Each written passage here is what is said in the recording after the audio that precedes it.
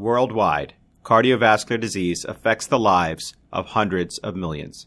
Dedicated cardio nerds everywhere are working hard to fight this global epidemic. These are their stories.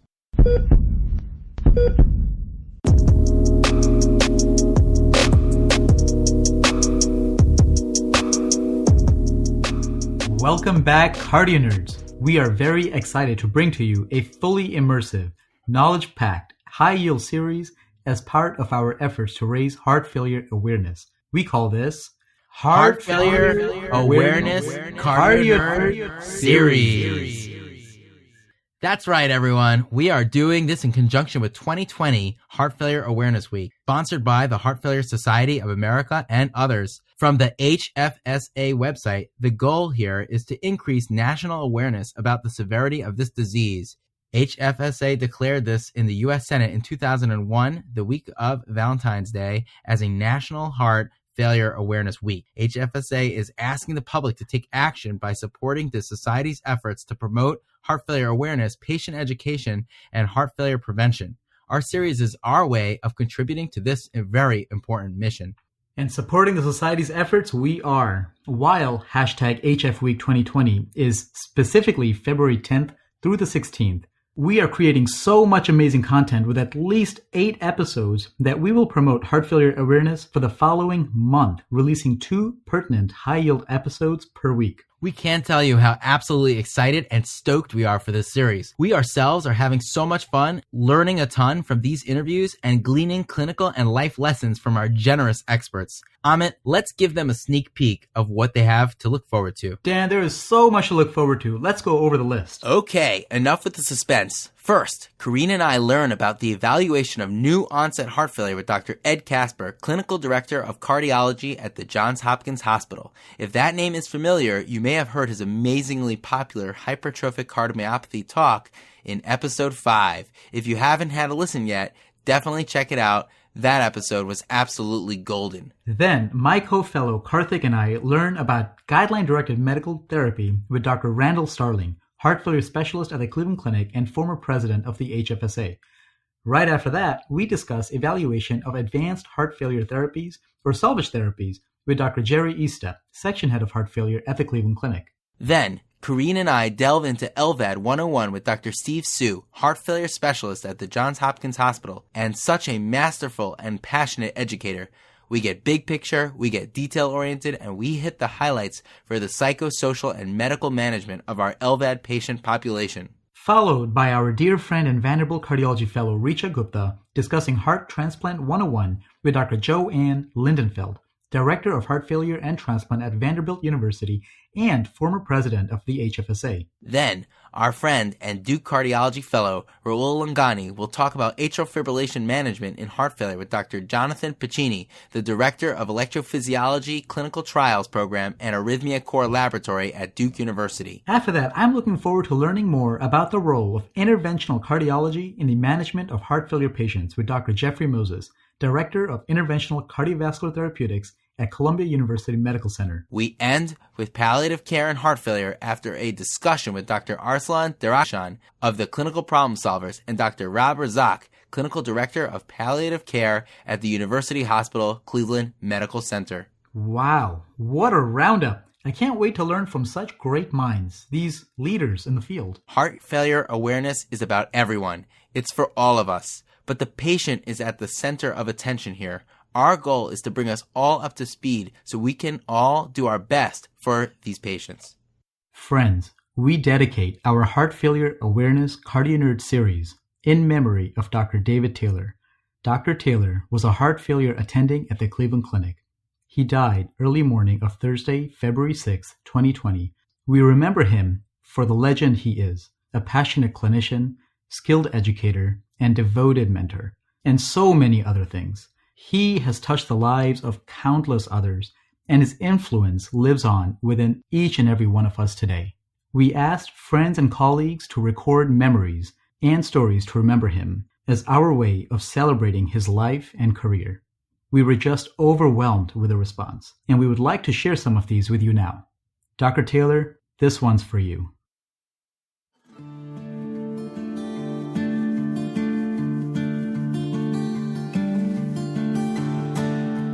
I'm Steve Nissen, and like all of us, we're very sad about the passing of David Taylor. I got to know David very well. During the years I was chair of cardiovascular medicine, toward the end of my tenure, the position of chief of the section of heart failure became open. And while we were looking for a permanent chief, we needed somebody to fill in the role as the acting head of the heart failure section. David Taylor was never ambitious. He never wanted, to have this kind of a leadership role. But when I met with him, he said, I really care about my colleagues. I know that someone needs to do this, and I recognize that I'm the logical person to do it. And even though it's not something that I want, I will do this. And like everything that David did, he did it exceptionally well in a very even-handed fashion. This went on for many months, a lot longer than either he nor I would have wanted. But this idea of self-sacrifice, of being willing to do something for the good of everybody, this was really what embodied the character of Dr. David Taylor. He would always want to do the right thing. He would always want to do things that would support and help his colleagues. He was always there for everybody in his section, which is one of the reasons why he was so revered.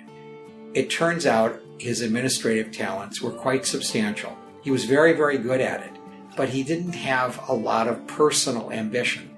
He just really wanted to be a really good doctor, and he was a really, really good doctor. Yes, he was a talented administrator. He stepped up and he did that job and did it very, very well, even though it wasn't what he wanted. And I will always be grateful for David's willingness to look after the section during the period of time when we were recruiting a permanent head for the heart failure section. And I think everybody who worked with him understood that it was not the job he wanted, but he was willing to do it for the good of everyone.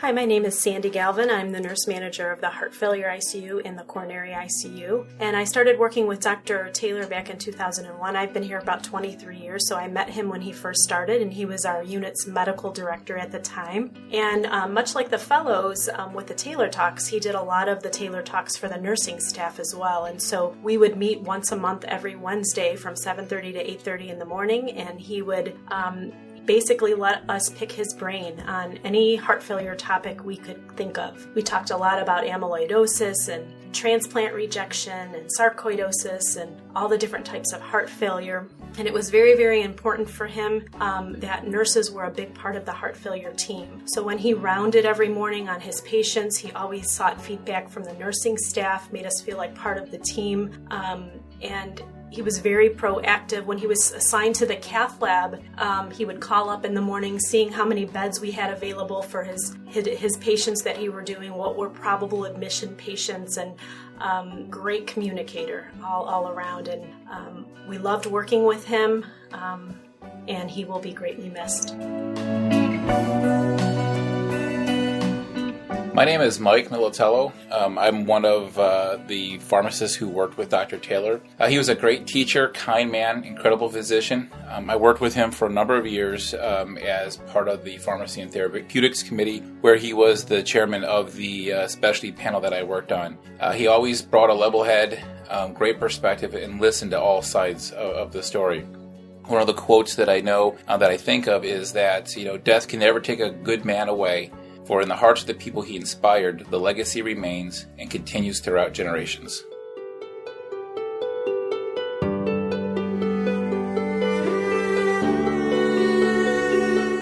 Hi, my name is Andres Carmona. I'm one of the heart failure fellows currently in Cleveland Clinic. Dr. Taylor was my attending this past week, and it's been pretty tough, but I think we gotta honor him. He was such a special person. I was doing biopsies with him last Thursday, and he took the time out of his schedule, out of our busy time in the cath lab, to just give me advice regarding what I needed to do, life lessons.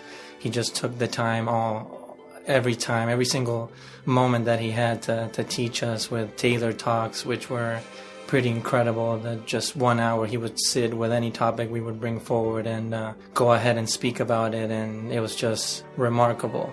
Something I always enjoyed also when I was in clinic with him. It was pretty impressive how he went in after we were with him, and he would say, well, you have 2 cardiologists for the price of 1. So he always really acknowledged our presence and valued all our input, and he's definitely going to be greatly missed, not only by myself, but by all the staff here and at the clinic, and also all the fellows. It's going to be tough to be able to cover that gap that he's leaving behind. But hope his family is okay, and we're here for anything that they need.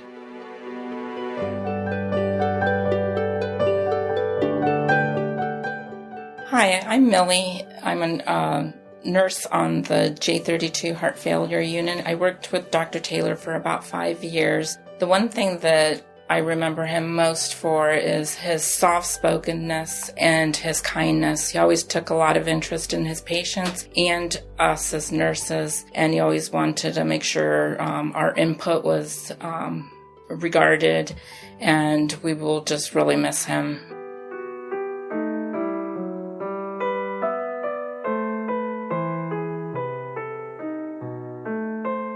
My name is Kia Afshar, and I started my general cardiology fellowship in 2009 at the Cleveland Clinic, telling everyone that I wanted to be an interventional cardiologist. I think the decision of your final subspecialty is typically a complex one that has so many different variables to lead to that final choice. But for me, during the last 7 years, when people have asked why I did not go into interventional and instead became a heart failure and transplant cardiologist, my answer has always been the same 3 words: Dr. David Taylor. I was so fortunate to get assigned to Dr. Taylor's clinic as a fellow and to have had the privilege to learn from his wisdom for all those amazing years at Cleveland Clinic. For everyone that knew Dr. Taylor well, knew that he was a true legend and absolute giant in transplant cardiology, and probably one of the best physicians to ever walk this planet, and yet the most humble and down-to-earth person you could ever meet. None of those statements are exaggerations. They're all true. He was that amazing, and at the same time had that much humility. So when it came time to choose my final specialty, the answer was very obvious to me. I wanted to be like Dr. Taylor because he was so inspiring. Actually, inspiring is not the best way to say it. I should really say I idolize Dr. Taylor. It's embarrassing to say, but we've considered each other friends for the last 10 years, and I still got nervous around him. To me, he walked on water. I have so many stories I would love to tell, and honestly debated which one encompasses everything I want to say, but there's no single story that could do that. However, when I sit back and think about a unifying theme of most of my stories, it can be summarized by the following. Dr. David Taylor was so influential by the care that he gave his patients, by the wisdom that he imparted on his fellows, by the role model that he was to young faculty, and by helping change the field of transplant cardiology, all of which have undoubtedly saved countless of lives. But at the same time, Dr. Taylor never thought he was better than anyone else.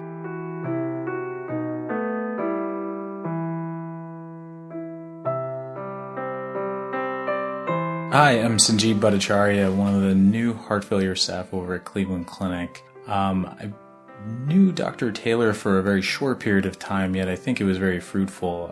Met him about 6 months ago when I started back in July. And I can tell you from my experience, there's nothing more comforting to come into work and, see across your way in the office across from you, Dr. Taylor, and sort of looking at and jumping in, asking him questions and things like that. And the one thing I will say that I've taken stock from him in my short time with him is just how humble, open, and kind he was. He never closed his door. He always lent an ear. He was always there to help brainstorm for really sick patients that you had, and always gave insightful answers, and in a way would always, crack a smile and make it seem like it's not that bad. He was so calm and cool. I always thought he was like the Keanu Reeves. If he was ever a doctor, he would definitely be the Keanu Reeves of doctors. But it was truly an honor and a privilege to work with him, even for a short period of time. I appreciate everything he's instilled upon me in 6 months, and my heart really goes out to him and his family during this tough time.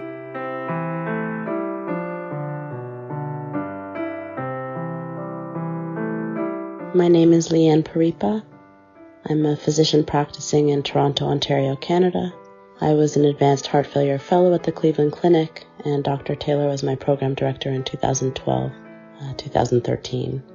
A very distinct memory I have of Dr. Taylor revolves around his teaching sessions. They were pretty simple, but I consider them pretty legendary. He would walk into the fellows' room, which was a cramped room, and very casually sit down at the front of the room and ask us what we wanted to learn.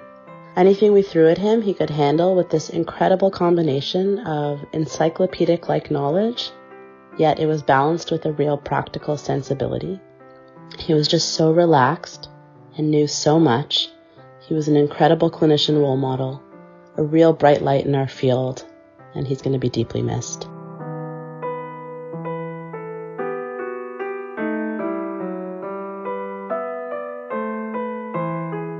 This is Brett Sperry, and I work as a physician at St. Luke's Mid-America Heart Institute in Kansas City with a specialty in advanced heart failure and transplantation. I learned the majority of what I know about transplant medicine from Dr. Taylor when I was a general cardiology and then a heart failure fellow at Cleveland Clinic, graduating in 2017.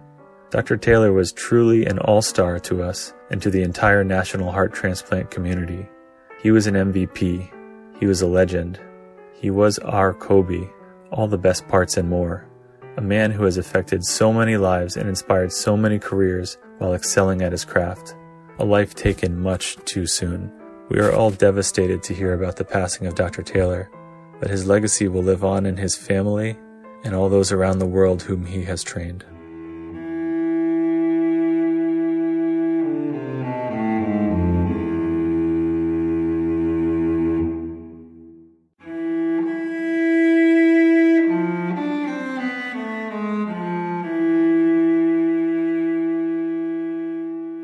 This is Joseph Stellick.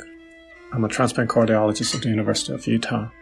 I trained under David Taylor at the Cleveland Clinic. I graduated in 2004. There are many adjectives that could be said about David. However, what I'm going to do, I'm going to say a very brief story. A few years back, we were at a transplant conference. I was scheduled to give a talk early in the morning, and the night before we went out, had dinner, a couple drinks. Came back to the hotel late, and I asked the concierge to give me a wake-up call. Well, this wake-up call didn't happen. Instead, I got a call from the conference organizer telling me I'm late for my talk. You can imagine what a wake-up call that was. I got up instantly, washed, dressed very quickly, was down there in 5 minutes, and I felt terrible. I felt embarrassed.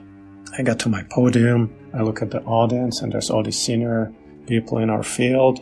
Started giving my talk, and then I spotted David. And David was in the second row and was obviously having a great time. He had this big, kind smile, mouth ear to ear, and looking at me with his kind eyes. And I could see that he's saying, well, Joseph, you screwed up, but it's pretty funny. I know you feel terrible, but soon enough we will laugh about this. And I can still see his kind face looking at me from the second row. I think this summarizes what a kind, human, mentor, friend, individual David was. I already miss him terribly.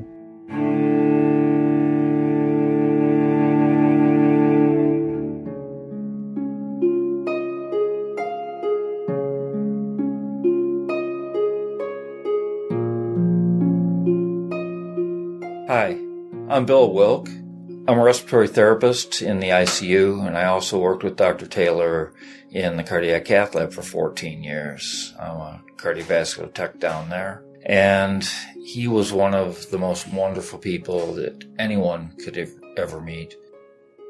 He was not only a exemplary physician, but one of the nicest human beings I've ever met. And I remember we used to talk a lot about skiing and his Mustang that he was very, very proud of, something he always wanted. So myself being a car guy, we always had that in common. And not only was he just a colleague and co-worker, but he was a good friend, and a good friend to all his patients, because he truly was invested in their lives, not just as a professional, but as a human being and as a person, because he cared about what the patients felt, not only their disease, but their life and the life with their families. So he's going to be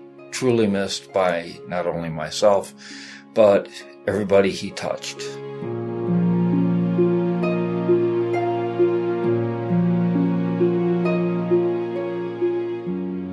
My name is Paulino Alves. I met Dr. David Taylor when I was doing my fellowship at the Cleveland Clinic.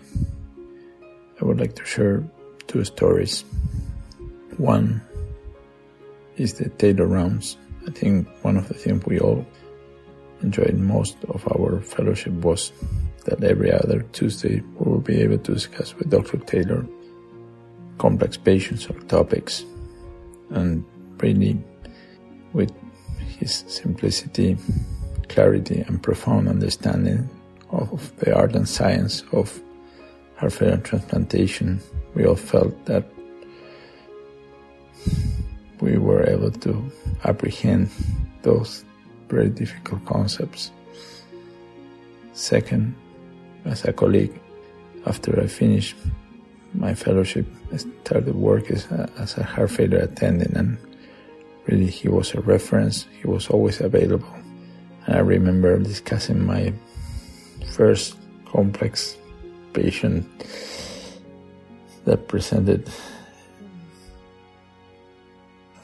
mismatched antibodies, and basically after discussing with him, everything seemed to be so clear.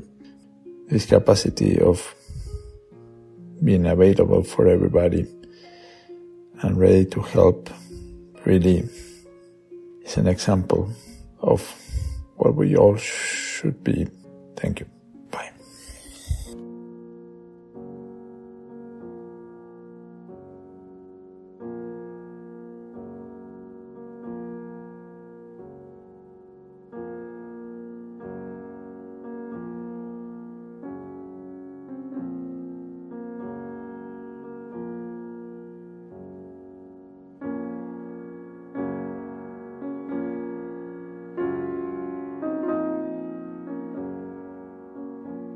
This is Kay Kendall. I'm the social worker with the transplant team, and I'm one of those extremely fortunate people who knew Dr. Taylor since he came to the Cleveland Clinic in 2001. So I've known him for almost 20 years. As I've been thinking these last days, I think he is, sometimes we maybe don't recognize or realize how wonderful a person is until their death. But I think we all knew in his life what a really tremendous human being we were really so fortunate to know and have contact with. I've thought about the many layers of loss, from his family to his patients, residents, fellows he taught, our team members. And so there are so many very sad, grieving people right now. I thought of really what probably I appreciated the most about him. And it's hard to figure out one thing you appreciated the most, but one of the things I so appreciated was his willingness to say yes to special requests, especially if it involved teaching. We have a weekly rounds on our J82 nursing floor, and about once a month I invite someone to come and do a presentation. He never said no when I asked him. And he was our most frequent presenter. Probably 3-4 months ago, I asked the nurses during one of our rounds who was their favorite presenter. There was no hesitation. It was Dr. Taylor. And I asked them why, and they said 2 things. One, he was just a wonderful teacher and they learned so much. But their second comment actually meant, I think, the most to me, that he treated nurses with such respect. And they felt that and knew that. So another request I made of him, we have a transplant house of Cleveland here, and a couple of years ago we launched a presentation called Transplant Topics, and we've invited different experts, people involved in transplant in some way, to come and speak to the patients and family members, supports that stay there. And 2 years ago, Dr. Taylor launched Transplant Topics. He was our first speaker. In November of this year, I asked him to return, and it was actually November 13th. He was just coming back from an extended holiday, and I knew he had been away, so I emailed him and said, had he forgotten, did he remember? And he reassured me he would be there. He came that evening, so this wasn't during the day, this was an evening commitment. He had just returned, had been on, I think, a 20-hour plane trip, was probably horribly jet-lagged, but you would never have known. And he spent the next 2+ hours presenting information about why he chose to become a cardiologist, and then also led us through the history of transplant. People were just enthralled listening to him and his wonderful mastery of storytelling.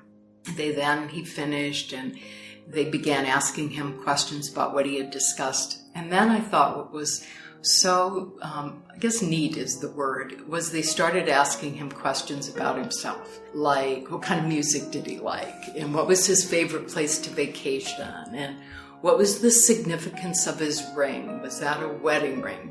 You remember the ring he wore? He didn't miss a beat. He answered all those questions just like he answered why he had become a cardiologist. And I think it was almost 3 hours after he arrived before he left. And I thanked him, said, you must be so exhausted and jet-lagged. And he was coming to work the next day. And he said, oh, well, a little jet-lagged, but it's okay. And then he looked at me and he said, thanks so much for having me come here. I really have, Transplant House is very special to me. And when I introduced him, I shared the comments of the nurses on the 8th floor. And, he was maybe a little shy and he kind of put his head down a bit, but he smiled. And I am so glad I shared that with him. So that is one of so many ways he was very special to me.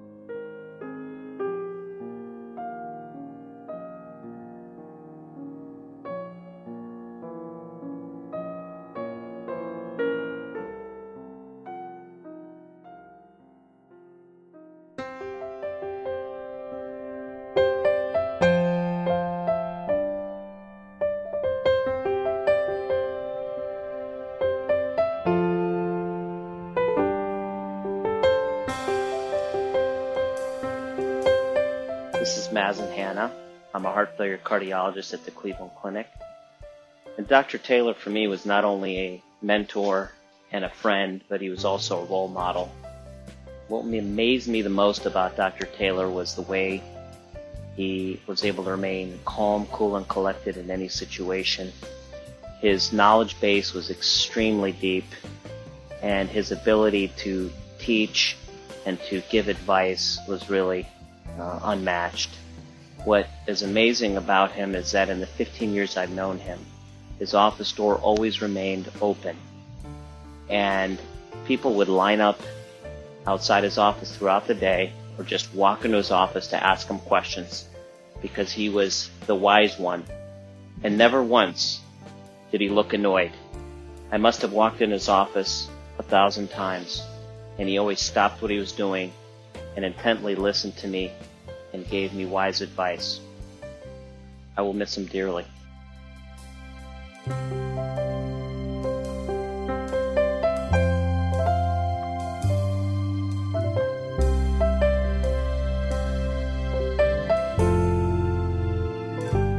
My name is David Hsu. I was a heart failure fellow from class of 2018. I first heard about Dr. David Taylor when I was still a general cardiology fellow at University of Utah. After doing research on patient charts, you would sometimes see his signature from many years ago. It was then I started seeing his name and hearing about him. Even after leaving many years ago, the faculty member would still remember Dr. Taylor and the impact he's had at the University of Utah. I was so excited to go to the Cleveland Clinic and finally work with him. He's taught me so much, not just about taking care of patients, but also, again, what he would say is the art of doctoring. It is with great sorrow that I heard about his unexpected passing. I know his legacy will live on through all the fellows he's taught, as well as the impact he's had with his patients.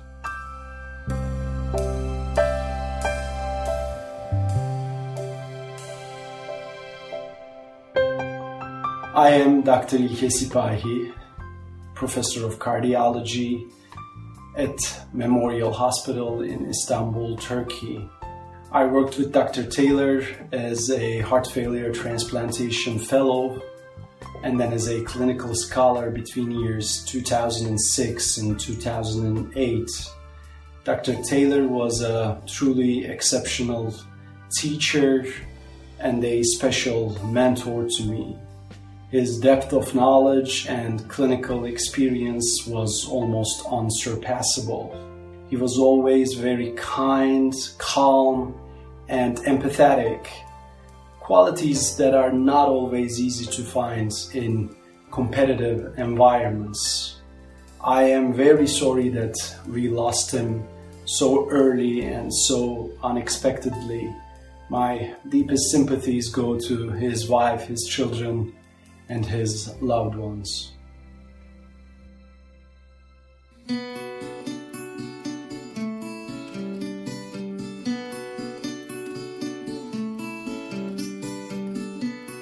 Hey, this is Anoop Basaray.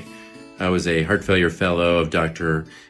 Taylor from 2013 to 2014 and have been collaborating with him ever since. He's a great mentor, somebody I wanted to be like. Primarily because despite how smart he was, everything he knew, and all his experiences, he was just a normal guy.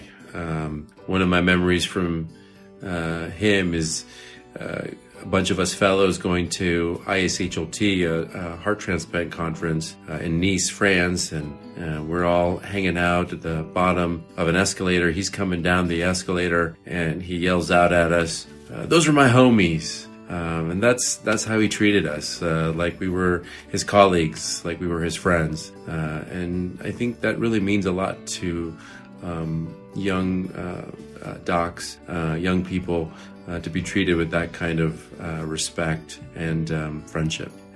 That's something that I will very much miss.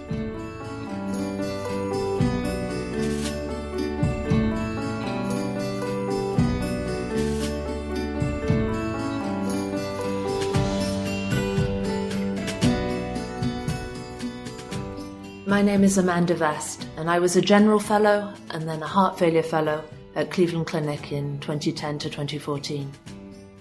Dr. Taylor's teaching at the bedside and in that J32 heart failure fellow's office was a highlight of my training. And because of him, I had the knowledge base and the confidence to take on my current role leading a heart transplant program.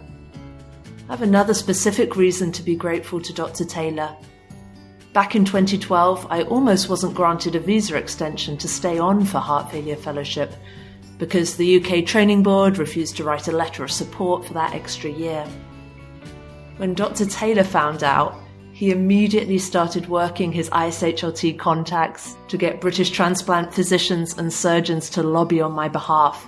I still have a copy of the email he wrote to Sir Magdi Yaqub pleading my case. Sure enough, that letter materialized within the week and the visa was granted. That was just one example of his sincere generosity towards his trainees and one of many, many reasons I have to be grateful for Dr. Taylor.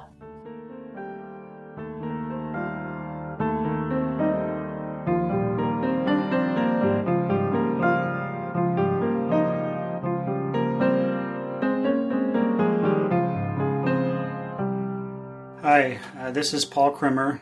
I'm a cardiovascular imager at the Cleveland Clinic, and I just wanted to share a few words of remembrance for Dr. David Taylor. I think a relatively mundane story. I remember when I was a first-year fellow and I was doing a shift overnight in the emergency room, and a pretty typical night with numerous admissions, and was called to see a patient in the emergency department, fairly straightforward, admitted with decompensated heart failure. And I thought on exam, warm and wet, jugular venous distension, murmurs compatible with tricuspid and mitral regurgitation.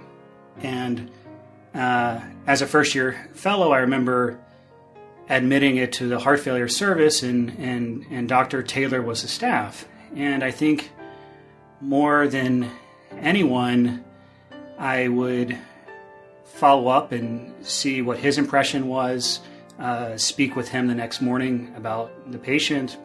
And in this case, I remember feeling good about myself and my exam, that in sort of his typical way said, this is as billed.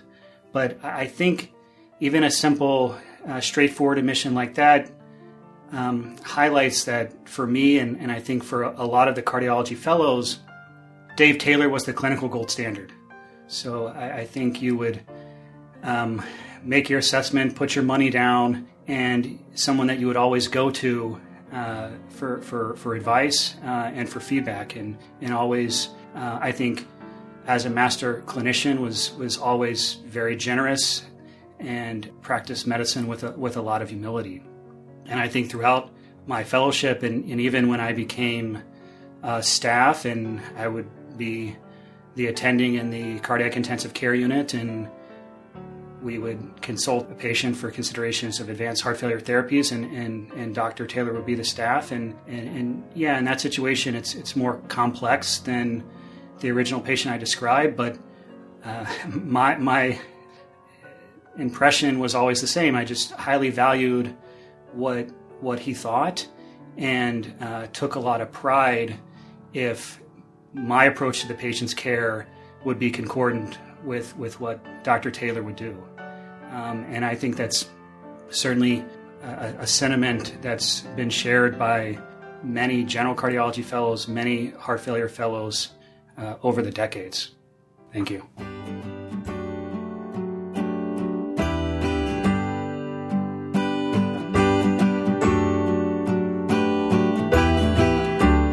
My name is Rebecca Ray, and I'm a nurse practitioner at the Cleveland Clinic.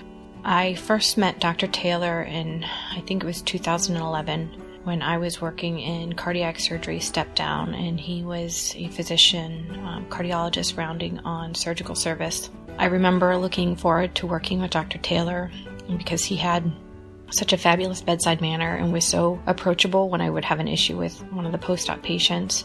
I remember thinking that he always brought this calmness to what could sometimes be a very stressful environment. It was really in the past 5 years working as one of Dr. Taylor's nurse practitioners in the advanced heart failure department that I really got to see just how amazing he was. I think it was about 1.5 years or 2 years ago, I had recently transitioned from the inpatient hospital service to the outpatient clinic, and I was sitting at the front desk at the nurse's station. Dr. Taylor seemed especially peppy that day. I think he had just returned from one of his scuba diving trips, if I remember correctly, and he stopped at the desk with a grin on his face, and he said, "You got to read this book." He said, "It's really amazing." Now that's really all he said. I got the title and the author from him, and he went about his busy clinic day. As most people know who knew Dr. Taylor, he was a man of few words, but when he did say something, you paid attention. And so I went to my desk and I immediately added the book title to my Amazon list. I recently moved and I came across this book again about 3 weeks ago. The premise of the book, it was written by a surgeon. It's a New York Times bestseller, and it's about the humanity in dying. It's called Being Mortal. The author is Atul Gawande, and it's about how terrible we are in medicine in approaching death. and how we often make it just another medical problem to be solved. And how research shows that when we can talk to patients about the realities of dying, we can often transition them to palliative care or hospice services, and they often live longer and have a better quality of life than when we continue to treat them with traditional medical therapies. But we have to learn how to have these tough conversations. This spoke to me on two levels. One, that Dr. Taylor was always about the whole patient. He was one of the biggest patient advocates I've ever seen. And when we couldn't fix them, when we couldn't get them advanced therapies, he always stayed dedicated to the patient. I truly believe that he wanted for the patients to have the best death possible. And I always felt his support when I was on the inpatient service and patients needed to transition to palliative or hospice care. And secondly, and maybe even more touching to me personally, was that although he and I had never had a specific conversation about it, I think he knew how much I had been struggling with so many patients that were dying on inpatient service around that time, and it was really starting to wear on me. I think that this was his way of giving me a tool to approach things differently, and that's just the kind of guy he was. He saw everything, and he said so little. He was truly just that special of a person. It will always be one of my greatest honors to have gotten to work with him. If you're lucky enough to spend 5 minutes with one of Dr. Taylor's patients, you'll know that there's no one like him. There are just no words for how much he's going to be missed. I think he would want this book title passed along because I think he would want us all to be better at taking care of the human aspects of our patients. So this is for you, Dr. Taylor. Being Mortal by Atul Gawande.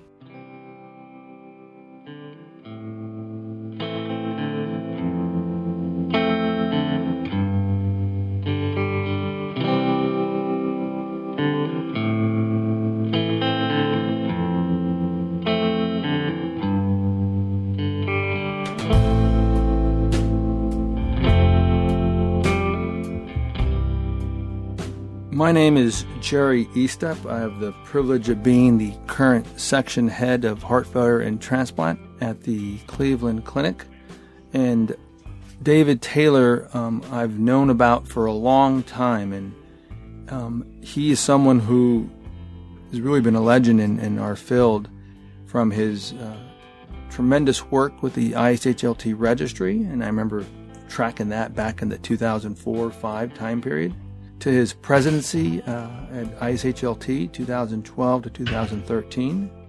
Before my transition to Cleveland Clinic, which he was integral in terms of recruiting me, I had him down in Houston to visit, and he was just beloved by all our staff in the way he teaches and his knowledge related to transplant mechanical circulatory support.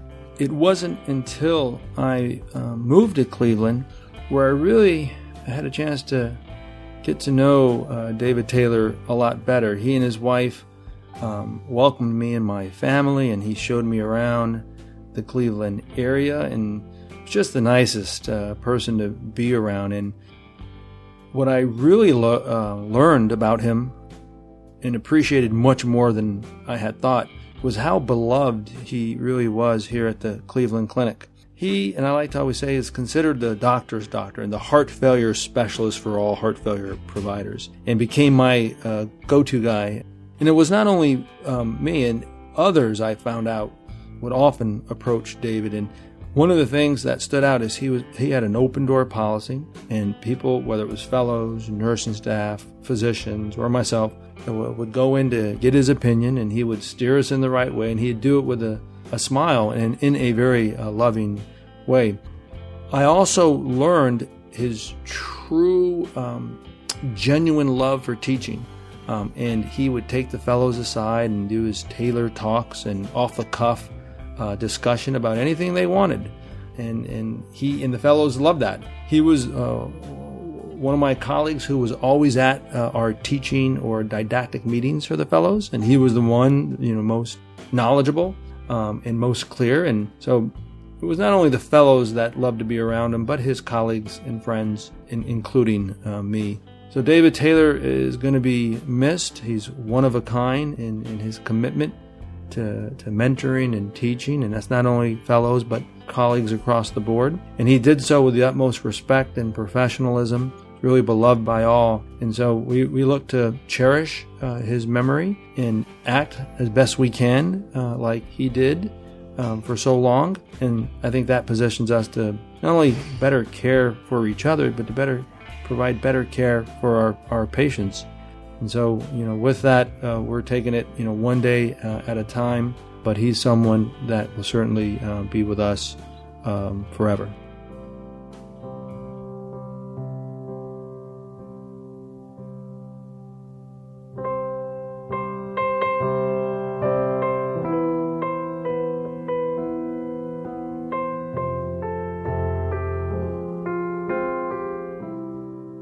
Hi, I'm Venu Menon. I'm the director of the Cardiac Intensive Care Unit at the Cleveland Clinic, and always looked up to Dr. Taylor both as a mentor and as a colleague.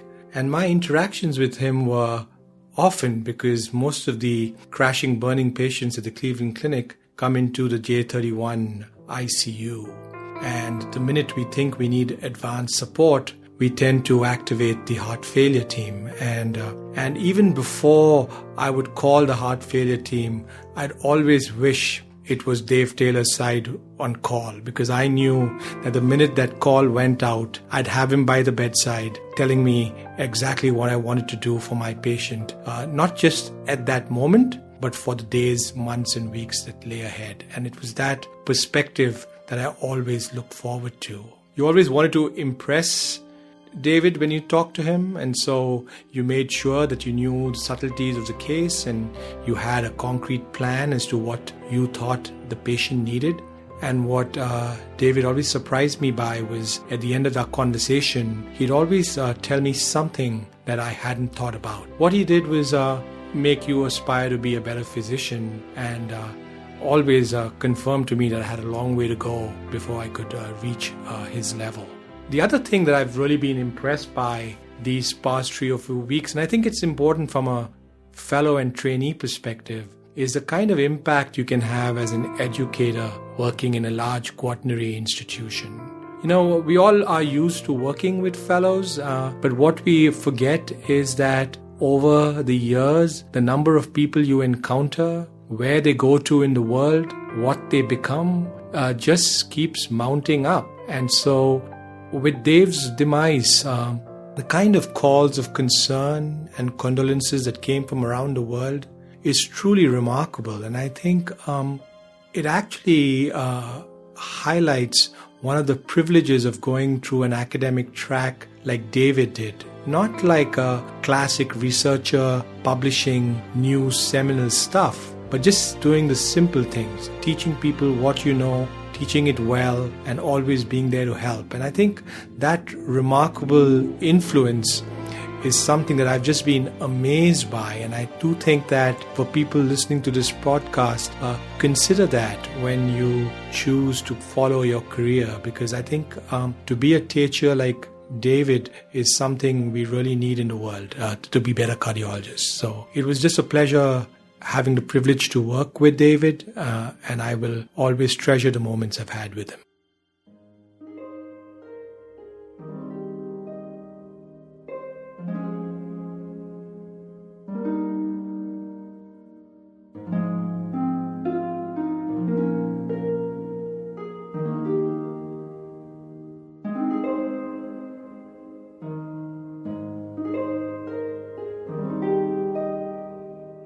My name is Wilson Tang. I'm a heart failure and transplant cardiologist at the Cleveland Clinic.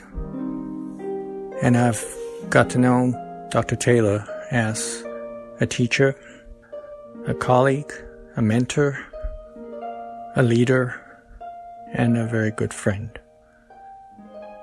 He's a superb clinician, cares deeply for his patients, and had the level of wisdom and the voice of reason that is unmatched.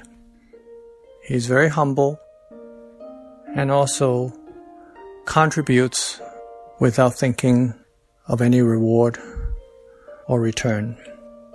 He will be sorely missed, but he will live on within each and every one of us.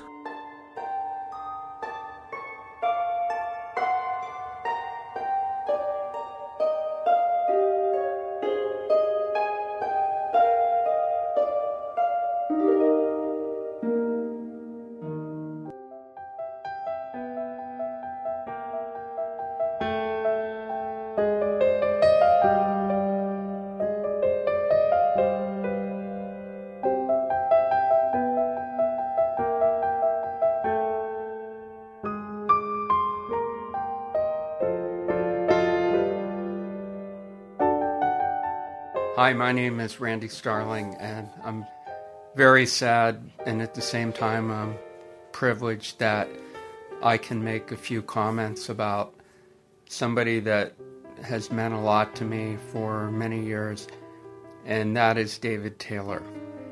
I've known David easily 25 years. He, of course, was a very prominent person in the field of transplantation. And ironically, early in my career, I was recruited to the University of Utah. They had a great team there. I actually had 3 visits and almost took a job.